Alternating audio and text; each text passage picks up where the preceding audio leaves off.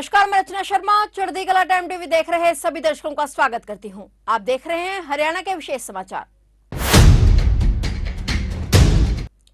मुख्यमंत्री मनोहर लाल ने कहा कि हरियाणा किसान प्रधान प्रदेश है। यहां के किसानों ने कृषि के साथ साथ अन्य क्षेत्रों में अपना परचम देश और दुनिया में लहराया है। मुख्यमंत्री मनोहर लाल हाल ही में चौधरी चरण सिंह हरियाणा कृषि विश्वविद्यालय हिसार में आयोजित कृषि मेले के समापन समारोह में किसानों को संबोधित कर रहे थे। इस अवसर पर उन्होंने विभिन्न प्रकार के कृषि उपकरणों, खाद बीज की लगाई गई प्रदर्शनी का अवलोकन कर जानकारी प्राप्त की। मुख्यमंत्री ने कहा कि हर साल किसानों को नवाचार और तकनीक के बारे में ज्ञानवर्धन के लिए कृषि मेला आयोजित किया जाता है। किसानों का उत्साह इस मेले के प्रति बड़ा है। मुख्यमंत्री ने हरियाणा को किसान प्रधान प्रदेश बताते हुए कहा कि किसानों ने कृषि के क्षेत्र में बहुत तरक्की कर ली है। किसानों ने नई फसलों के साथ साथ नकदी फसलों की खेती करनी शुरू कर दी है। सरकार भी किसानों को खेती और तकनीक के बारे में जानकारी देने के साथ उन्हें प्रेरित करने के लिए प्रोत्साहन दे रही है। किसानों की बदौलत हरियाणा आज तरक्की के मामले में प्रगति के पथ पर अग्रसर है। खेती हमारी जान है तो पहलवान हमारी शान है। मुख्यमंत्री ने कहा कि प्रदेश के किसानों के बेटे बेटियों ने प्रदेश का नाम रोशन किया है। अभी हाल ही में हुए एशियन गेम्स में 30% मेडल हरियाणा के खिलाड़ियों ने जीते हैं। मुख्यमंत्री ने कहा कि आज आधुनिकता का युग है। खेती में नई तकनीक और मशीनीकरण का अत्यधिक प्रयोग हो रहा है। किसानों को अब हाथ से ज्यादा काम नहीं करना पड़ता। आधुनिकता ने किसानों के काम को और सुलभ कर दिया है। उन्होंने कृषि वैज्ञानिकों, खासकर कृषि विश्वविद्यालय हिसार की प्रशंसा करते हुए कहा कि वैज्ञानिकों ने नए नए बीजों की किस्मों की खोज की है। इससे फसलों का उत्पादन बढ़ा है। उन्होंने किसानों से अपने खेत की मिट्टी और पानी की जांच करवाने का आह्वान करते हुए कहा कि इससे किसानों को अपने खेत में होने वाली फसल और कौन सी खाद उपयोग में लाई जानी सही है, इसकी जानकारी मिलेगी। किसानों से फसल विविधीकरण अपनाने की अपील करते हुए मुख्यमंत्री ने कहा कि इसके लिए सरकार भी किसानों को प्रोत्साहन दे रही है। पानी की बचत करने की दिशा में धान के स्थान पर अन्य फसल को बोने पर 7,000 रुपए प्रति एकड़ किसानों को दिया जा रहा है। मुख्यमंत्री ने कहा कि प्रदेश सरकार किसानों की फसल न्यूनतम समर्थन मूल्य पर खरीद रही है। कुछ फसलों को भावांतर भरपाई के जरिए खरीदा जा रहा है। सीएम ने कहा कि फसल पैदावार के साथ उसकी गुणवत्ता को सुधारने के लिए हमें ध्यान देना होगा। प्राकृतिक खेती की और किसानों को रुझान बढ़ाने की दिशा में काम करने की आवश्यकता है। वहीं मुख्यमंत्री ने सुप्रीम कोर्ट का धन्यवाद करते हुए कहा कि एसवाईएल नहर पर हमारे हक पर सुप्रीम कोर्ट ने मोहर लगा दी है। सुप्रीम कोर्ट के आदेश पर नहर का निर्माण अवश्य होगा। उन्होंने कहा कि एसवाईएल नहर पर आम आदमी पार्टी का दोहरा चेहरा सामने आया है। हरियाणा के किसान दोगली राजनीति करने वालों को समझते हैं और उनकी यह दोगली राजनीति यहाँ नहीं चलेगी। उन्होंने कहा कि एसवाईएल हरियाणा का हक है और इसे सुप्रीम कोर्ट के फैसले के मद्देनजर लागू करवाया जाएगा। इस दौरान मुख्यमंत्री मनोहर लाल ने बटन दबाकर लकी ड्रॉ के माध्यम से इनाम भी निकाले। इसमें जींद जिले के मोहनखेड़ा गाँव के किसान भरत सिंह को 7,50,000 रुपए कीमत का जॉन डियर ट्रैक्टर इनाम में निकला और फतेहाबाद जिले के किडान गांव के अजीत सिंह को 35,000 रुपए की कीमत का ट्रैक्टर इनाम में निकला। फतेहाबाद जिले के ही टिब्बी गांव के सुजीत को 2,50,000 रुपए कीमत की लैंड लेवलर मशीन, पंजाब के गंगा अब्दुल गांव के गुरपिंदर सिंह को 1,75,000 रुपए राशि की सुपर सीडर मशीन और जींद जिले के द्रोड़ी गांव के किसान अंकित को 74,000 रुपए की कीमत की इलेक्ट्रिक पावर वीडर मशीन इनाम में निकली। इस मौके पर समारोह में मुख्यमंत्री मनोहर लाल ने चौधरी चरण सिंह कृषि विश्वविद्यालय द्वारा संकलित 3 पुस्तकों का विमोचन किया। ये सभी पुस्तकें कृषि और किसान उत्थान को लेकर लिखी गई हैं। इन पुस्तकों में कृषि, बागवानी, प्राकृतिक खेती, फसल उत्पादन, बिक्री समेत नवीनतम कृषि तकनीक एवं प्रौद्योगिकी की जानकारी जुटाई गई है ताकि किसान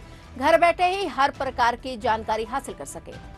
एक समय था हरियाणा में बहुत अच्छी फसल नहीं होती थी। सामान्य मानो बाजरा होता था या थोड़ा चना हो गया, गेहूं भी कहीं कहीं होता था, धान तो उस समय था ही नहीं।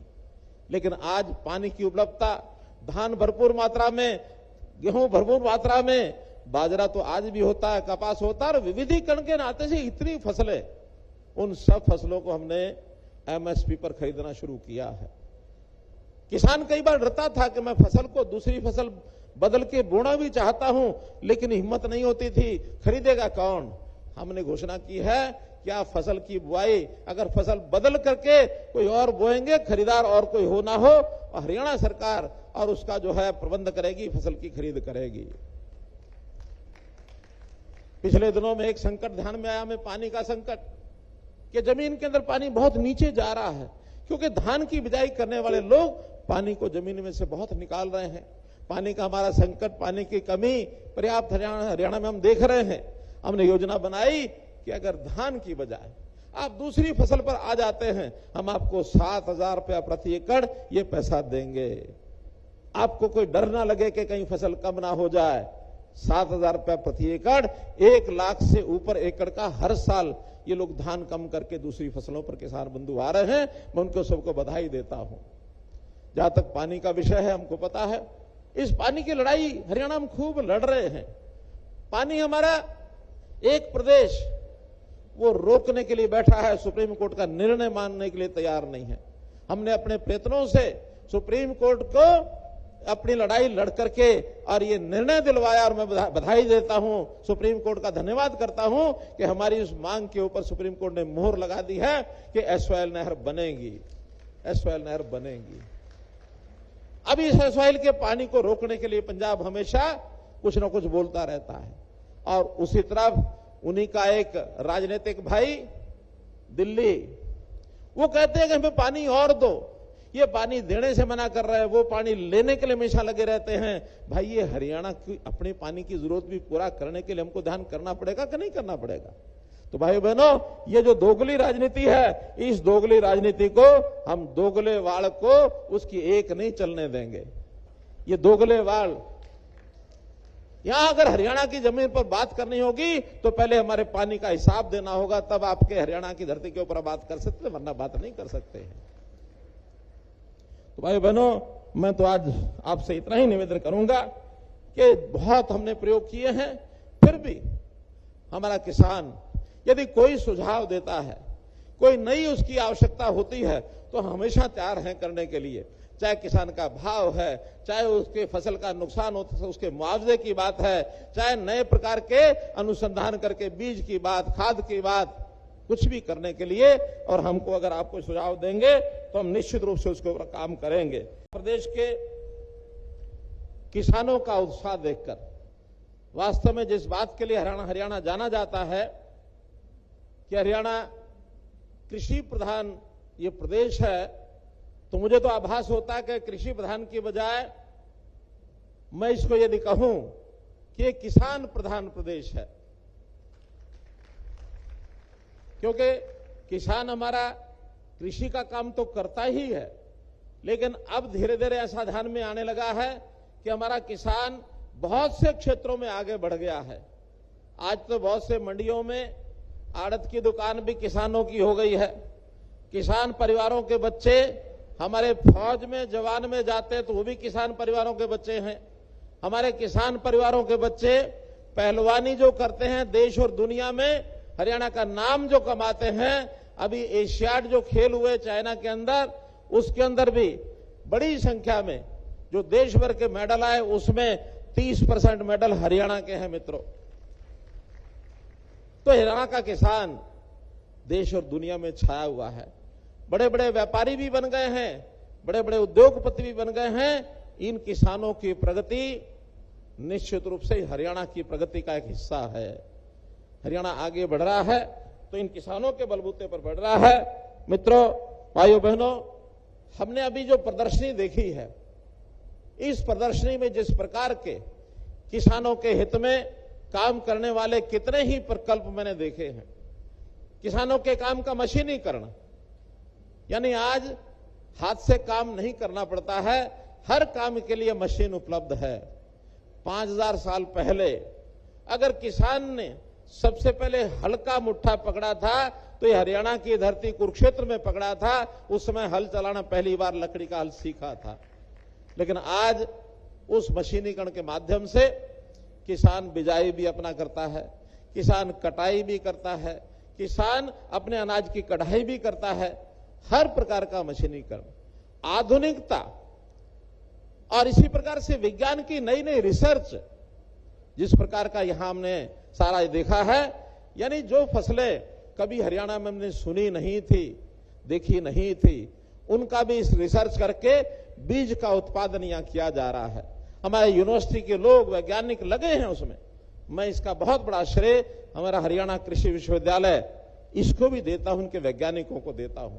नई नई किस्म के बीज हैं और उसका जो उसकी मात्रा है पर्याप्त आगे बढ़ रही है।